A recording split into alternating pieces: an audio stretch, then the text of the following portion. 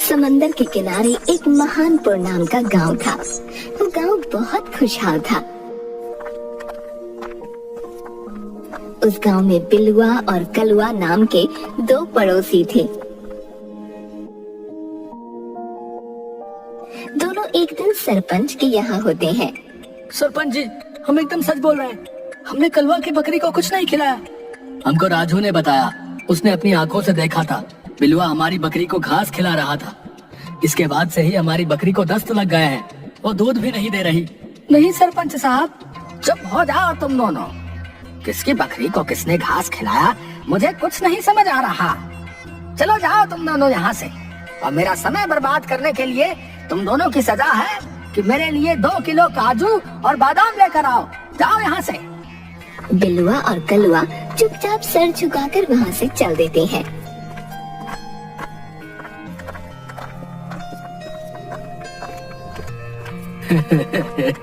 कितना मूर्ख सरपंच है हमारा।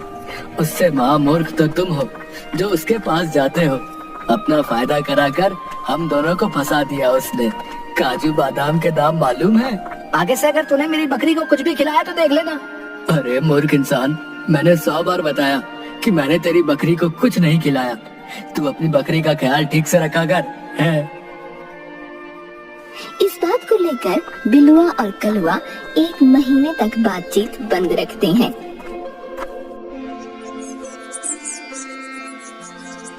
एक दिन बिलुआ और कलुआ दोनों मछली पकड़ने का कांटा लेकर निकलते हैं।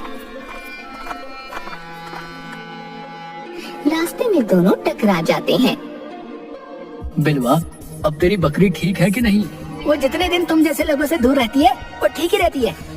हाँ, तुम और तुम्हारी बकरी हमसे तो दूर ही रहा करो। हम बुलाते थोड़ी है। आज तुम ये मछली का कांटा लेकर कहाँ जा रहे हो? यूं ही टहलने निकला था, सोचा ये कांटा अकेले क्यों रहे, इसे भी साथ ले चलूं। भाई ऐसा सवाल पूछता है क्यों? मछली पकड़ने का कांटा लेकर मछली पकड़ने ही जाऊंगा ना। तुमसे ना होने वाला मछली पकड़ने का काम। तुम ऐसे काम करते क्यों हो जो तुमसे हो ही ना। अच्छा ऐसी बात है, ठीक है फिर आज तो हो जाए मुकाबला। चलो देखते हैं कौन ज्यादा मछलियाँ पकड़ता है।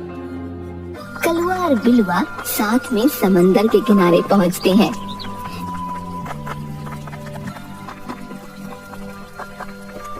बिलुआ और कलुआ दोनों मछली पकड़ना शुरू कर देते हैं।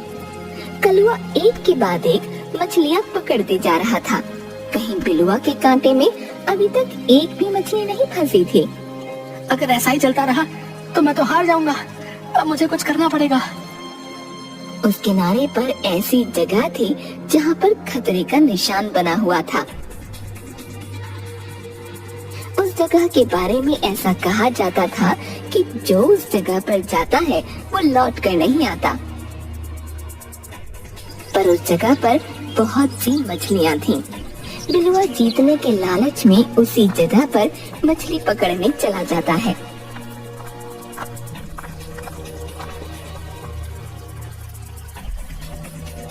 अचानक से उसका कांटा जोर से तन्नाता है। अरे वाह, लगता है मेरे कांटे में बहुत बड़ी मछली फंसी है। अब तो मैं ही जीतूंगा। कलुआ बिलुआ की तरफ देखता है। बिलुआ का कांटा बहुत तेज टनटना रहा था। बिलुआ से वो संभाला नहीं जा रहा था।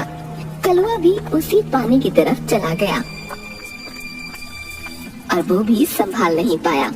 अरे बिलुआ मरेगा क्या? कांटा छोड़। हाँ तो ऐसा ही कहेगा। इतनी बड़ी मछली है, मैं अपना कांटा नहीं छोड़ूंगा। इससे अगर मैंने पकड़ लिया तो मैं जीत जाऊंगा। बिलुआ कांटे को पकड़े हुए था और कलुआ बिलुआ के पैरों को।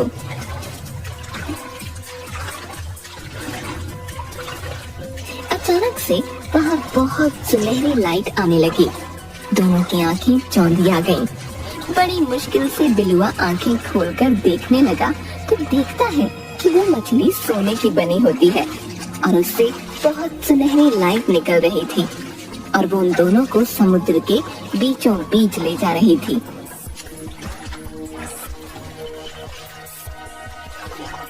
हाय रे दैया, ये क्या है? मैंने सोने की मछली पकड़ रखी है। आज के बाद तो मुझे कभी भी कोई काम करने की जरूरत ही नहीं होगी। मेरे तो भाग्य खुल गए भगवान। ये जरूर कोई मायावी जाल है। ये हमें समुद्र के बीचों बीच क्यों ले जा रही है? बिलवा कांटा छोड़ दे और चल तैर कर किनारे पर चलते हैं। तुझे जाना है तो जा, मैं तो कहीं नहीं जाने वाला। बिलवा और कलवा इतनी बातें कर ही रहे होते हैं कि अचानक से बहुत सारी सुनहरी लाइट आ गईं और दोनों बेहोश हो गए।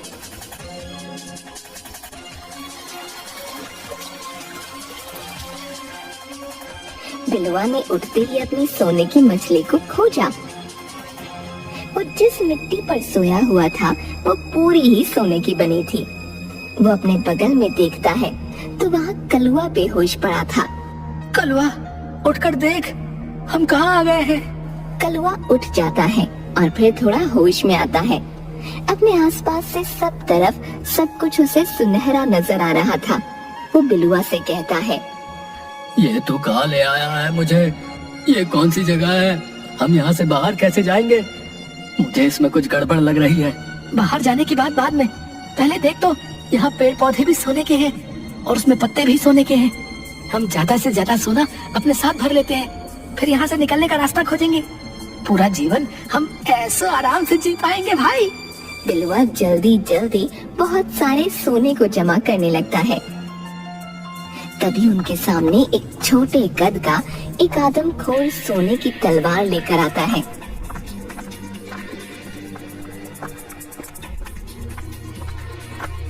वो बिलुआ के सामने आकर खड़ा हो जाता है। बिलुआ उसका रंग रूप देखकर चौंक जाता है। वो कलुआ को आवाज लगाता है। कलुआ भी आदमी को देखकर चौंक जाता है। वो आदमी एक उंगली कलुआ की ओर करता है और दूसरी उंगली बिलुआ की ओर और फिर अपने पीछे आने का इशारा करता है।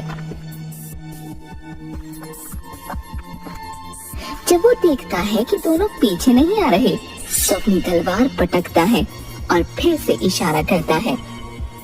बिलुआ और कलुआ उसका पीछा करते हैं।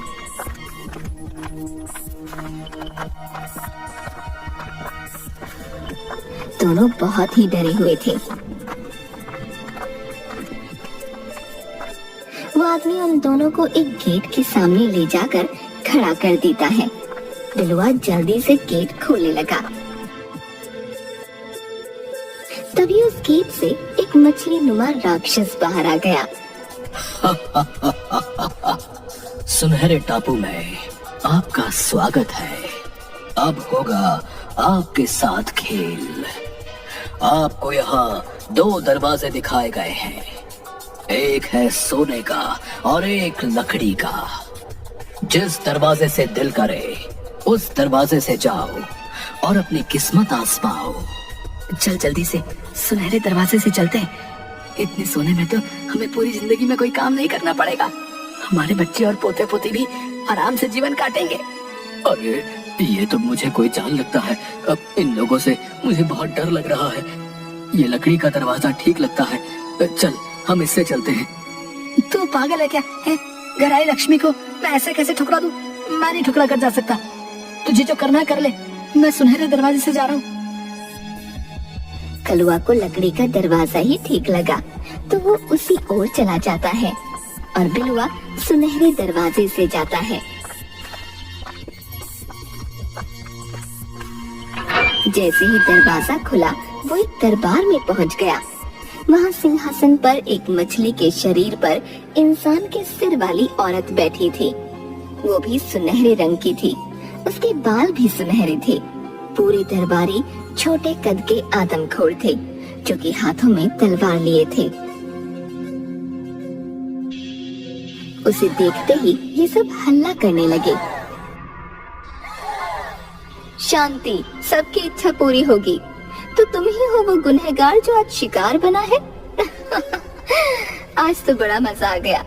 सारे छोटे कद के आदमखोर अपनी तलवार पटक कर हल्ला करने लगे। औरत ने उन्हें शांत होने का इशारा किया। बहुत दिनों बाद हमें शिकार मिला है, हमला। बिलुआ को कुछ समझ नहीं आया। अचानक से सारे आदमखोर उसकी ओर दौड़ने लगे। बिलुआ दौड़कर उस औरत नुमा मछली के सिंहासन के नीचे उसकी पूंछ पकड़ लेता है। मुझे जाने दीजिए, मुझसे गलती हो गई, मेरे मन में लालच आ गया, जाने दीजिए। यहाँ आने का रास्ता तो बहुत सुनहरा है, पर यहाँ से जाने का कोई रास्ता नहीं। तुम अगर लकड़ी के दरवाजे से जाते तो सीधा किनारे पर पहुंच जाते, पर तुम्हारे मन में तो सोने का ही लालच है।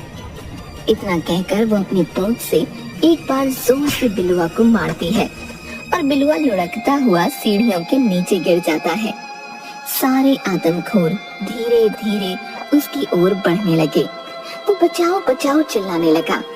इधर कलवा किनारे पर पहुंच गया था। उसे बिलुआ की आवाज सुनाई दी। अरे ये तो बिलुआ की आवाज है। मेरा शक सही था, वो जरूर मुश्किल में है। अब मैं क्या करूं? कलवा बहुत घबरा जाता है और उसे समझ नहीं आया कि वो क्या करे। तभी वो जोर जोर से चिल्लाने लगा, मुझे मदद चाहिए, मेरा दोस्त मुसीबत में है, मुझे मदद चाहिए। तभी वो देखता है कि समुद्र के दूसरे किनारे से एक बड़ा सा पक्षी उड़कर आ रहा था। वो पक्षी कलवा के सामने आकर रुका। सच्चे दिल से जिसने मदद की गुहार लगाई, पक्षी राज उसे बचाने आए हैं। कलवा ने पक्षी राज को सारी बातें बताई।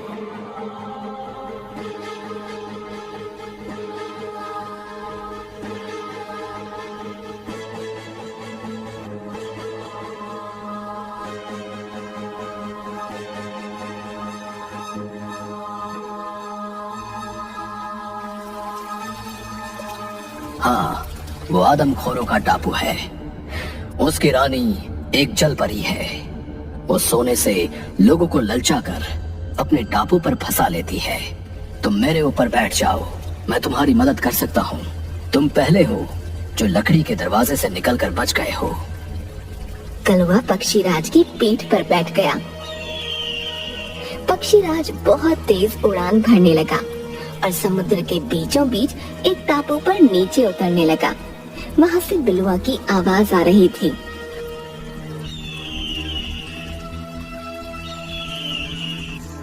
उड़ते उड़ते उसी जगह पर वो लोग बिलुआ के पास उतरते हैं। उन्हें देखकर सारे आदमखोर चौकन्ने हो गए। जल्दी से वो बिलुआ को अपने पेट पर बिठाते हैं और फिर उड़कर किनारे पर ले आते हैं। यार, कलवा तो सही कहता था। सोने का दरवाजा सच में एक माया जाल था। मैं इस जाल में फंस गया। तूने मुझे बचाया, इसका मैं जीवन भर शुक्रिया करूंगा और ये सीख याद रखूंगा। दोनों पक्षीराज को उड़कर जाता हुआ देखते हैं। कलवा मन ही मन उसे बहुत शुक्रिया करता है। उसके बाद बिलुआ को लालच न करने की सीख मिलती है और कलवा और बिलुआ बहुत अच्छे दोस्त बन जाते हैं।